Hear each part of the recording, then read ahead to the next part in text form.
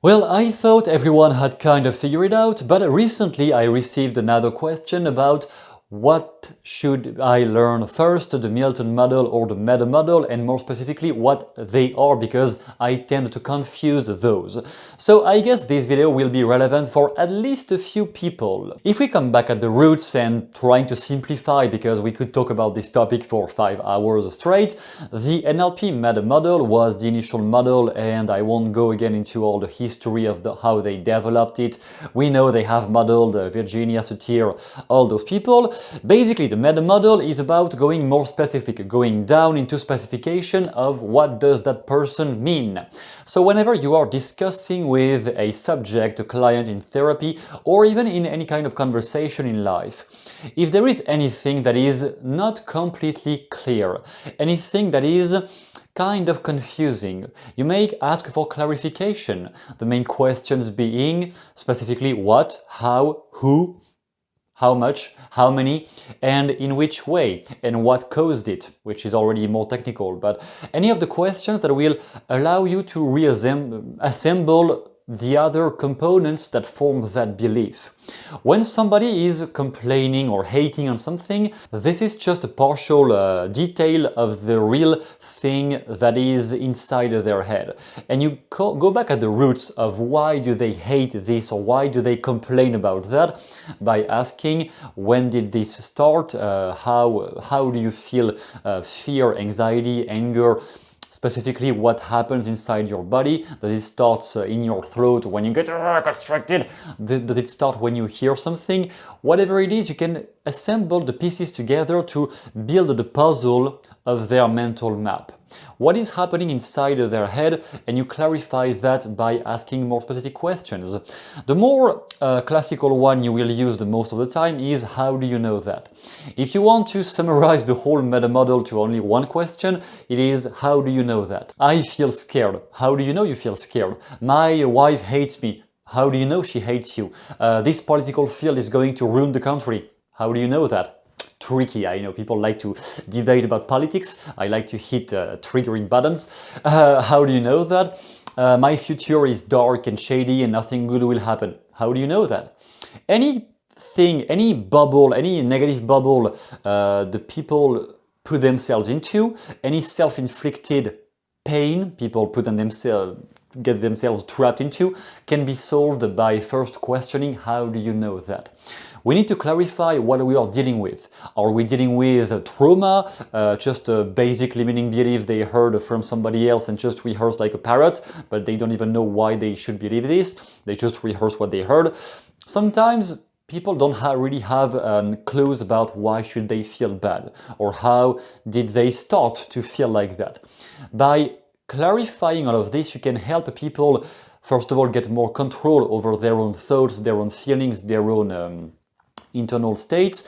Whatever is limiting them, you can give them more keys to handle that, and you can help them unlock more capacities for whatever they want to accomplish. Next, with the Milton Model, which was developed later when they met Milton Erickson, and funny enough, they realized it was the perfect opposite of what they had developed with the NLP Meta Model. So the Milton Model, on the opposite, is not going down more specific, it is going up more general. If this metaphor is about seeing a triangle like this, like a deductive thinking, the more you go down, the more specific you go, and induction, Milton Erickson, hypnotizing, inducting things, you are enlarging to more general perspective. The idea with the Milton Model, if I had to summarize the simplest definition I can think of, it is about giving general descriptions that people can fit anything they want onto. Descriptions that basically can fit anywhere. If I want to induce a state inside your head and I give things too specific relating to my life, so if I want to describe how people fall in love and I only talk about the specific physical characteristics of my first girlfriend, I will probably not talk to you. Maybe some physical criteria she had you will react to, but probably my style, my type is not yours. So if I wanted to induce a state like that of falling in love, I would use generic descriptions, like when the feeling builds up, when you see the right one. You just meet her and she's the right one for you. That could be anyone. She might be tall, petite, blonde, brunette, whatever. She might be anything, I say, the right one for you. That is the Milton model. That is going more general to induce one state based on the words I said, but general enough so that you can fit your own descriptions onto the words I say. You can make your own map of the world, your own preferences, stick on the words I say. So same thing on eliciting a trauma. If I want to clarify with a client in therapy something difficult that happened to them, and so far in the session it seems like they just can't articulate what happened, like they don't have any beginning of a thought of an idea of what caused in their past some pain, I might say, I guess, Robert, there has been one event, maybe, that was very difficult to deal with. I guess one thing in your past has caused you very negative feelings, and sometimes even at night you still thought about it back then. Maybe even today you still think about it. Maybe sometimes you just see one person yelling or one person acting negative, and it reminds you of that one event of your life.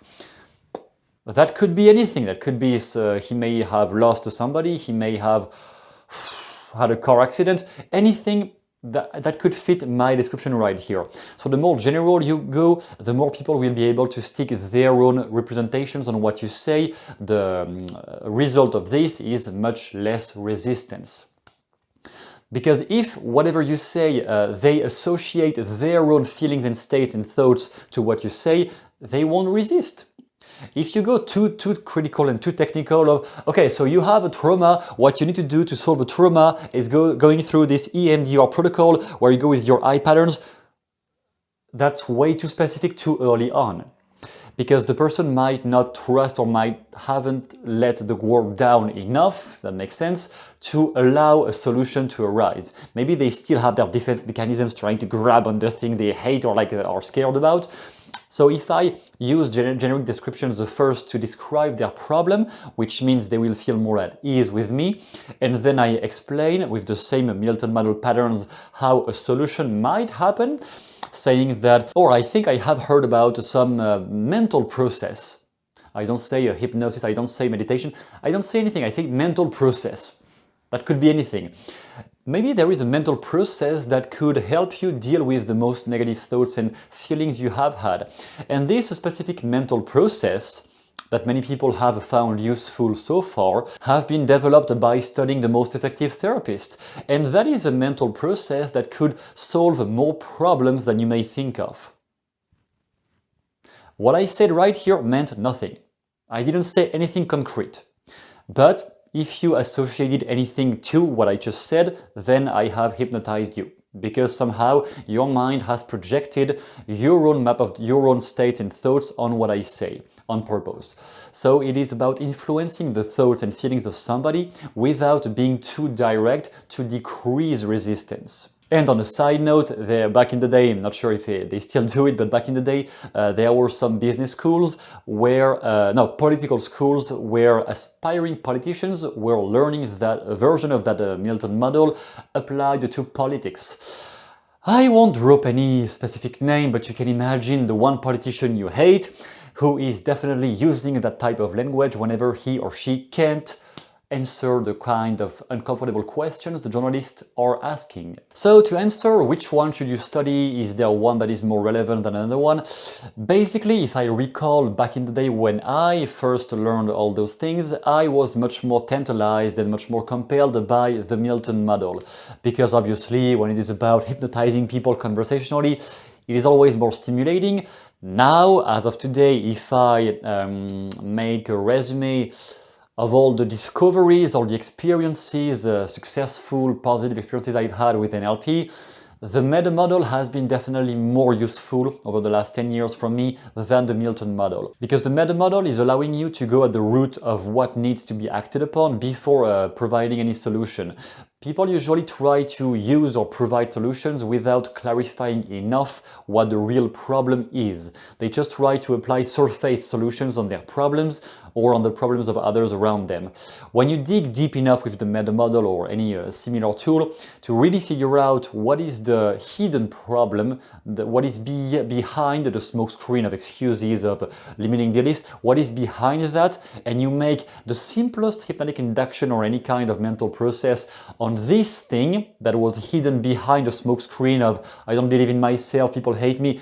Yeah, just go at the core, deep roots of what's happening behind that.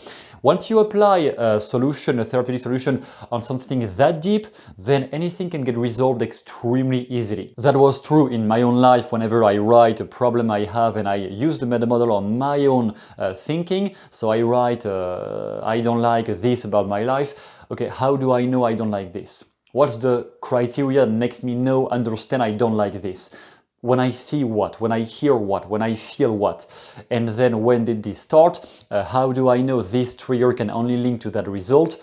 It's getting more technical here, but how do I know this feeling I don't like is only linked to this thing I have attached it to? So playing with that on myself, that made me so much more clever about, okay, when I have a problem, it's not really a problem. It's just something I did not uncover yet, or I didn't study yet, but it's never really a problem anymore. So it is not really about which one is the best, it is about how much do you practice with it, and how, more specifically, how well do you practice with it.